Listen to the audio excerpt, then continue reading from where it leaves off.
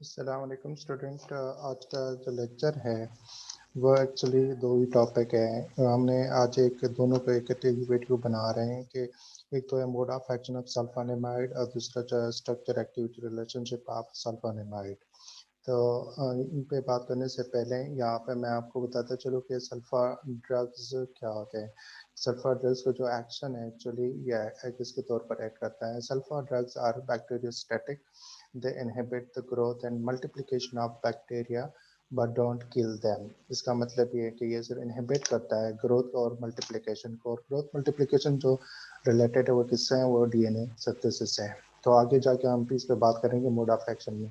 तो यहाँ पे क्या कहते हैं, act by binding and inhibiting a specific enzyme called dihydropteroate synthase. उनको ये इनहिबिट करते हैं और इस एंजाइम का क्या काम है वो आगे मोड ऑफ एक्शन में हम आपको बता देंगे। दिस एंजाइम, अब ये एंजाइम जो है एक्चुअली यहाँ पे उसको थोड़ा बहुत इसके इंट्रोडक्शन कराया है कि ये एंजाइम जो है actually this enzyme is critical for the synthesis of folate. ये बहुत इंपॉर्टेंट है फोलेट के लिए। और फिर फोलेट जो है वो फोलेट की बात कर रहे हैं कि अगर ये क्या है कि फोलेट जो है ना एसेंशियल न्यूट्रिएंट्स है, तो ये फिर मतलब कि ये एंजाइम उनके सिंथेसिस में हेल्प करता है। और फिर ये फोलेट जो वो न्यूट्रिएंट्स के तौर पर काम कर रहा है। और ये फोलेट जो आगे ये हम आपको बता देंगे कि ये एज ए कोफैक्टर और कोएंजाइम के तौर पर एक्ट कर रहा है। तो वो भी हम यहाँ पे आपको नेक्स्ट जो आ रहा है उसमें आपको क्लियर करा देंगे।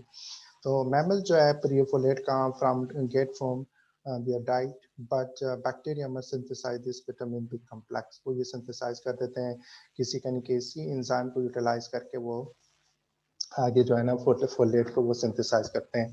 और फिर फोलेट जो है एक्चुअली कहाँ पे यूज होता है, वो इसके डीएनए के एक जो पिरिमिडीन बेसिस है उसके सिंथेसिस में ये हेल्प करते हैं। तो ये सारी बात जो है इसी तरह आगे हम इसको क्लियर करा देंगे कि इसमें mechanism of action of sulphonamide है। जो मोड ऑफ एक्शन है यहाँ पे फिर भी वही बात दोबारा रिपीट की है कि inhibition of others metabolic process को ये इनहिबिट करते हैं। यानी कि मेटाबॉलिक प्रोसेस की यहाँ पे जिस तरह ये स्कीम दिखाई गई इसमें आपको क्लियरली बता देंगे कि यहाँ पे जो स्कीम है इसमें क्या है कि डाईहाइड्रोटेरोएच डाईफॉस्फेट ये लेते हैं और in the presence of para amino benzoic acid. इन दोनों के प्रेजेंस में ये क्या जान के दोनों जब हम in the presence of enzyme dihydropteroate synthase, actually ये क्या है कि इसमें जो सबस्ट्रेट है इनमें से एक सबस्ट्रेट है किसके साथ, एंजाइम के साथ वो बाइंड होता है। तो वो है पैरा अमीनो बेंजोइक एसिड, वो इस एंजाइम के साथ बाइंड होता है। और फिर आगे क्या बनता है, डाईहाइड्रोटेरोइक एसिड बनता है। और फिर डाईहाइड्रोटेरोइक एसिड कन्वर्ट होता है दो तीन स्टेप में, किसमें डाईहाइड्रोफोलिक एसिड में कन्वर्ट होता है। और फिर डाईहाइड्रोफोलिक एसिड जो है यहाँ पे एंजाइम एक्ट करके डाईहाइड्रोफोलेट रिडक्टेज उसको रिड्यूस कर देता है और टेट्राहाइड्रोफोलेट में कन्वर्ट होता है। यानी कि इसी तरह ये जो एंजाइम है ये हेल्प करता है किसके सिंथेसिस में, टेट्राहाइड्रोफोलेट के सिंथेसिस में ये हेल्प करता है ये एंजाइम। तो ये बहुत इंपॉर्टेंट चीज है कि आपको यानी कि पूरा प्रोसेस इसकी समझ आनी चाहिए कि जो टेट्राहाइड्रोफोलेट है, फिर ये एंजाइम को फैक्टर है। एंजाइम को फैक्टर या कोएंजाइम क्या होते हैं यहाँ पे, ये इस पे भी बात की कि जो कोफैक्टर है वो क्या है एक्चुअली कि इनका जो काम है ना, ये इनका किसका कि ये जो सल्फोनेमाइड है इनकी भी मतलब पहले सल्फोनेमाइड पे बात करने से पहले हम इसकी बात करें टेट्राहाइड्रोफोलेट की बात करते हैं कि ये एक्चुअली है क्या। कि इसको अगर ये मतलब ये प्रोसेस ये सिंथेसाइज हो जाए तो बैक्टीरिया इनसे क्या फायदा ले सकते हैं। तो दे एक्ट, फिर ये क्या होता है कि फैक्टर एंजाइम है स्मॉल ऑर्गेनिक और इनऑर्गेनिक मॉलिक्यूल होते हैं। ऑर्गेनिक अगर है तो उसमें मोस्टली वाटर सॉल्युबल विटामिन हो सकते हैं, दूसरे भी हो सकते हैं, लेकिन यहाँ पर हम विटामिन की बात कर रहे हैं। इनऑर्गेनिक में मोस्टली मेटल ही होते हैं, मिनरल्स होते हैं।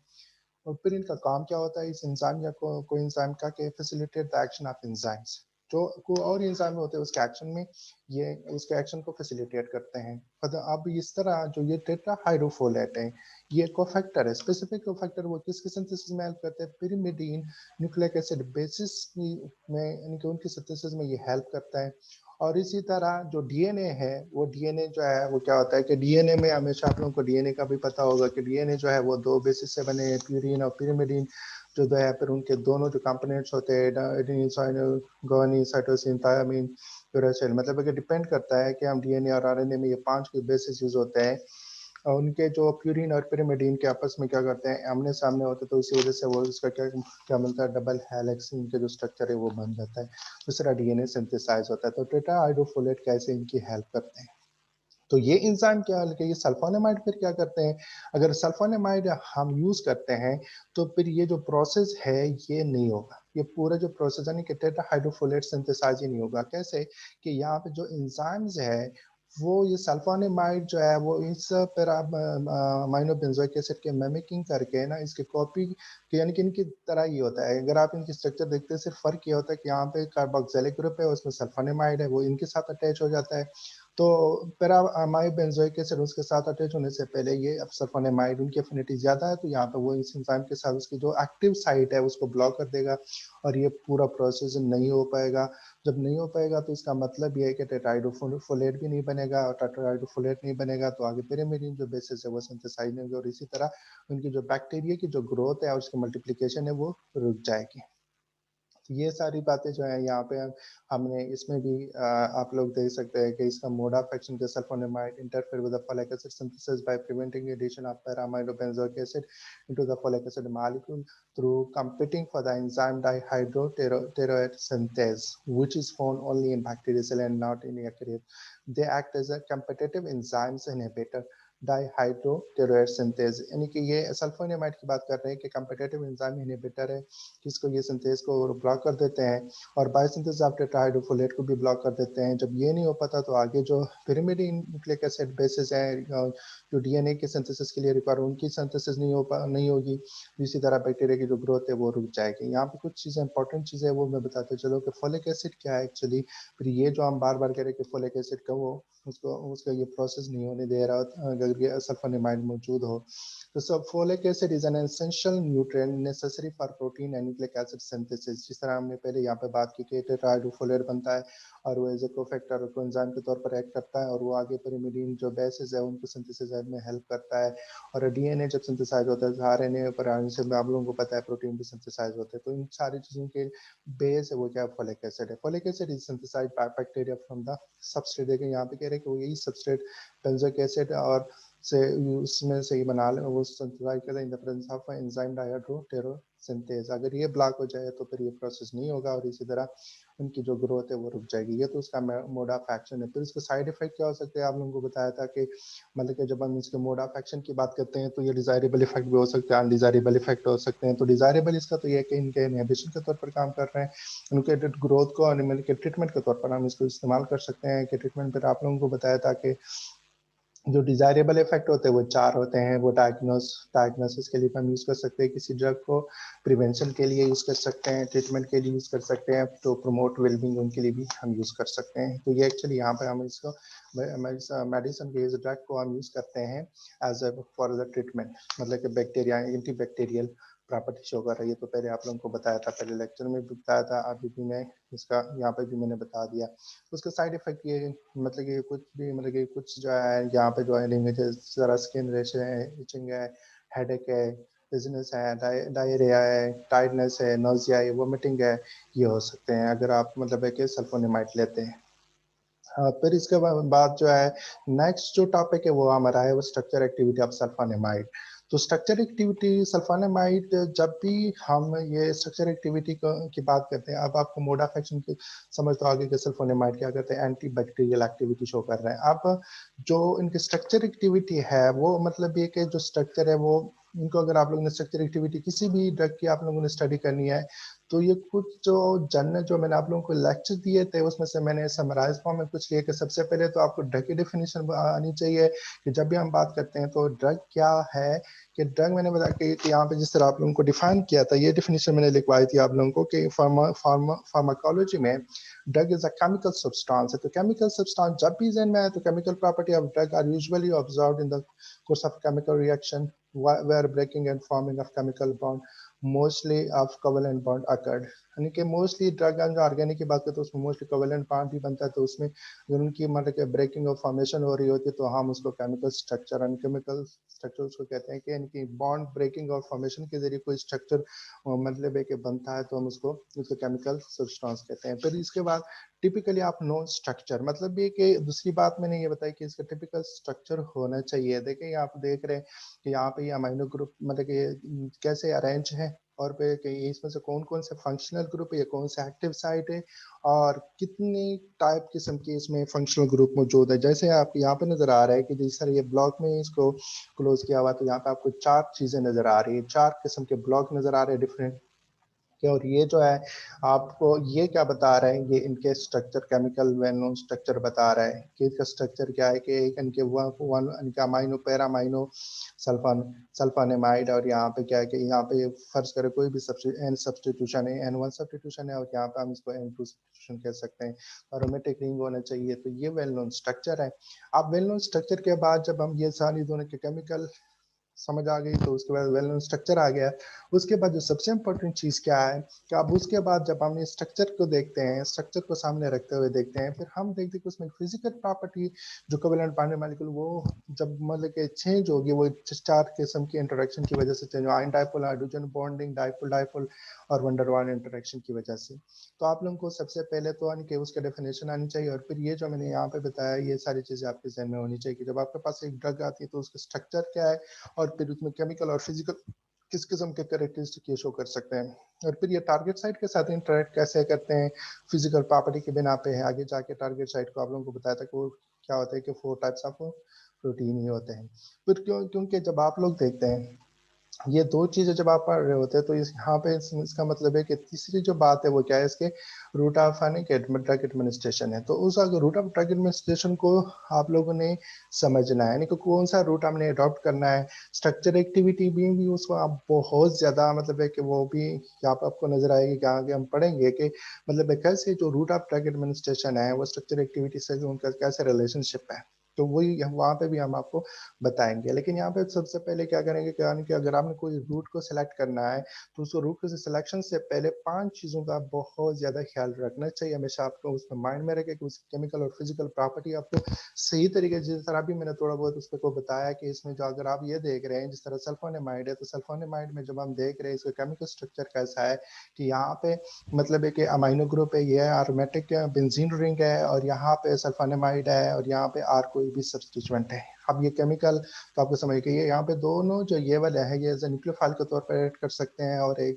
एज ए बेस के तौर पर भी ऐड कर सकते हैं, और इसी तरह ये इलेक्ट्रोफिलिक साइट के तौर पर ऐड कर सकते हैं। और यहाँ पे ये जो बेंजीन रिंग है ये मतलब है कि डिपेंड करता है इलेक्ट्रोफिलिक और न्यूक्लियोफिलिक दोनों सब्स्टिट्यूशन हम यहाँ पे करा सकते हैं, डिपेंड करता है मैकेनिज्म के, और जो इनकमिंग ग्रुप है उनके नेचर पे डिपेंड करता है। तो इसी तरह केमिकली आप कंप्लीटली आप अवेयर हो।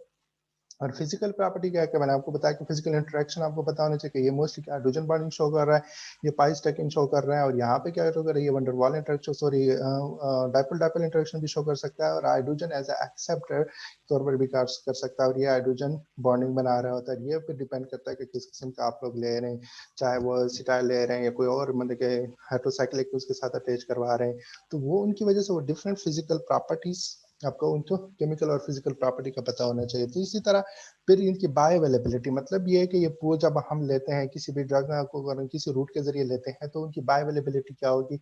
बायो अवेलेबिलिटी मैंने आप लोगों को एक्सप्लेन किया था कि बायो अवेलेबिलिटी क्या है, कि एक्चुअली उनकी जो कंसंट्रेशन है कहाँ पे वेनस सिस्टम है, सर्कुलेटरी सिस्टम में ये ड्रग जब आती है तो वहां तक पहुंचते पहुंचते ये कितने परसेंट वहां पे मौजूद होगी। फिर उसके बाद मोड ऑफ एक्शन, जिस तरह मैंने अभी आपको बताया ऊपर जो बताया मोड ऑफ एक्शन। फिर फर्स्ट पास इफेक्ट, फर्स्ट पैस इफेक्ट है। तो फर्स्ट पैस इफेक्ट में क्या है कि मेटाबॉलिज्म, यानी कि अब्सॉर्प्शन से लेकर मेटाबॉलिज्म के जब दौरान ये ड्रग क्या एक्टिव से इनएक्टिव या इनएक्टिव से एक्टिव लिवर के अंदर ये प्रोसेस होता है, और फिर आगे वो जो सर्कुलेटरी सिस्टम है इनकी जो कंसंट्रेशन पहुंचती है वो कितनी है, तो वो इसको फर्स्ट पैस इफेक्ट ये भी बड़े डिटेल से बताया था। पांचवी चीज आप लोगों ने देखनी है कि कंडीशन ऑफ पेशेंट। अब ये जो ड्रग आपके पास है ये आपको सारी चीजें क्लियर हो गई है, जो ऊपर 5-4 चीजें हैं, फिर आपने कंडीशन देखनी है कि वो कॉन्शियस अनकॉन्शियस है, मतलब है कि किस किस्म बच्चा है बड़ा है जो भी है, आपने उनको ये देखना है। फिर जब ये सारी चीजें देखेंगे तो आप लोगों को ये भी पता होना चाहिए कि एक्चुअली जो प्रिंसिपल ऑफ एक्शन है वो क्या है। वो ये जो ड्रग है वो एज ए स्टिमुलेंट के तौर पर काम कर रहा है, या डिप्रेशन के तौर पर काम कर रहा है, या एज इरिटेंट के तौर पर काम कर रहा है, या एज ए रिप्लेसमेंट के तौर पर काम कर रहा है, या साइटोटॉक्सिक इफेक्ट शो कर रहा है।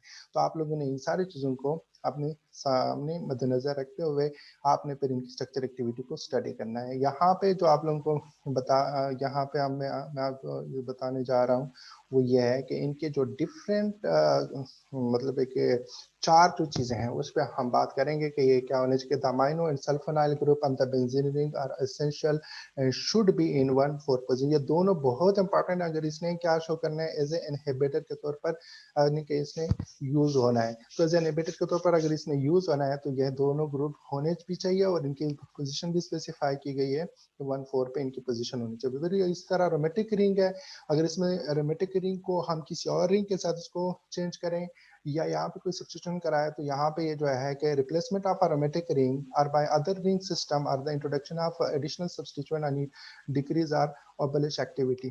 ये भी आपको समझ आ गई कि ये इनकी वजह से कहीं ना कहीं ये किसी जो इंजाइम है वहां पे जब ये इंटरेक्ट कर रहा होता है, तो यहाँ पे या तो मोस्टली या तो वंडरवॉल इंटरेक्शन या पाई स्टैकिंग की वजह से इसकी बहुत ज्यादा इंपॉर्टेंस है, या वो आगे जो है वो अपने रेजोनेंस जो दोनों ग्रुप है उनको वो उनके साथ शेयर कर रहा है।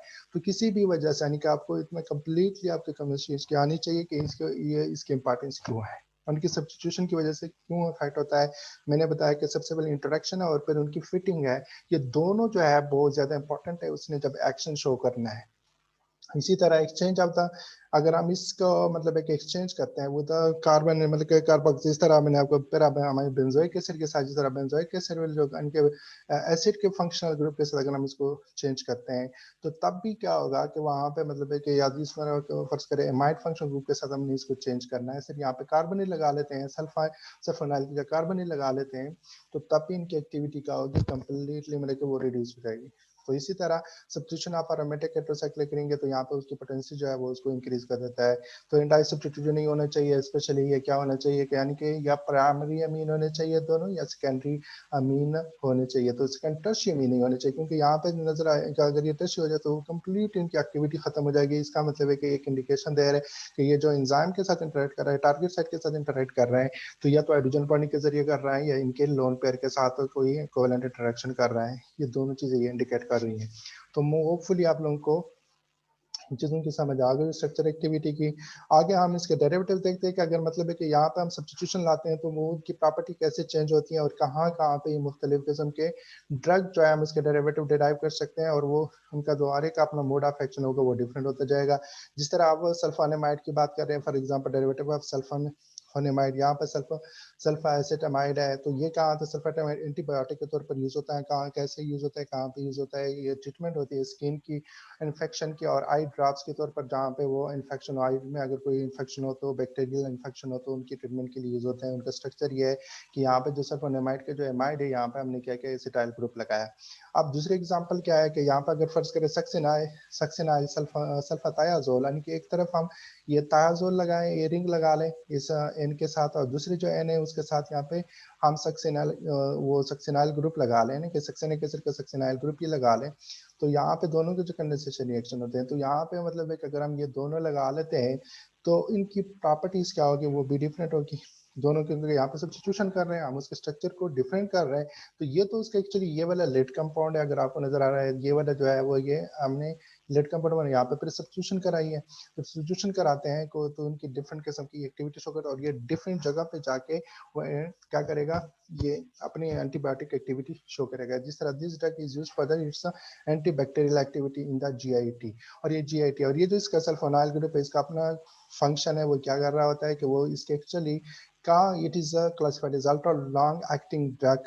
About 90% of the drug remain in the intestine and only 5% is hydrolyzed slowly to sulfathiazole and is observed, यानी कि ये फिर यहाँ से क्या होता है कि लास्ट में ये रिलीज होगा, ये सिर्फ आपको लॉन्ग टाइम दे रहा होता है कि मतलब कि ये जो slightly soluble होता है मतलब ये जो इसका succinyl group is attached to form pro drug for control release of drug sulfathiazole. Sulfathiazole ये जो है यहाँ से अगर हम ये बाद में कि ये रिमूव हो जाता है तो सल्फाथायाजोल में कन्वर्ट हो जाता है। तो इसका ये काम है कि वो प्रोड्रग कहते हैं, succinyl is attach to form of prodrug. Prodrug यानी कि ड्रग से पहले इनएक्टिव फॉर्म होता है, जो ये रिलीज होगा तो वो क्या किसके तौर पर ऐड करेगा, सल्फाथायाजोल। सल्फाथायाजोल क्या कहाँ पे ये मतलब है, इसका इलाज करता है, मतलब कि इसके कोई प्रॉब्लम है उसको करेक्ट करता है।